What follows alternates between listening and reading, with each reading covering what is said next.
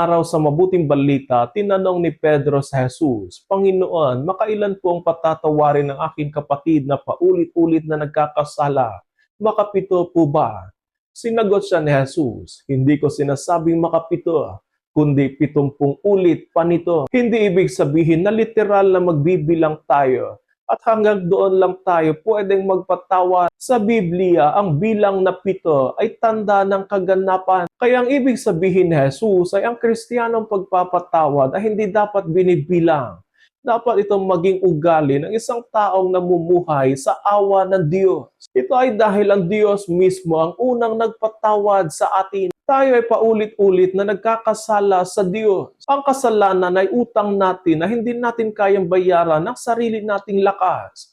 Ngunit sa pamamagitan ni Kristo ay pinagkaloob sa atin ang awa at pagpapatawad. Kaya hindi natin binibili ang awa ng Diyos. Tinatanggap natin ito bilang biyaya. Totoo na mahirap magpatawad, lalo na kapag malalim ang sugat na dulot nito sa atin. Ngunit hindi ibig sabihin ni Jesus na kailangan natin magkunwari na walang nangyari o hayaan ng pang-aabuso o walang katarungan. Kailangan pa rin ang hangganan, hustisya at paghilom. Ngunit ang pagpapatawad ay ang desisyong huwag hayaang ang galit at ang paghihiganti ang magkaroon ng huling salita sa ating puso. Kaya ang 70 ulit pa nito na pagpapatawad ay paanyaya sa atin na maging tulad ng Diyos. Mahabagin, matiisin, at handang magbigay ng bagong pagkakataon sa taong tunay na nagsisisi. Sa Ama namin, sinasabi natin lagi, patawarin mo kami sa aming mga sala, gaya ng pagpapatawad namin sa mga nagkakasala sa amin. Naway totohanin natin iyon,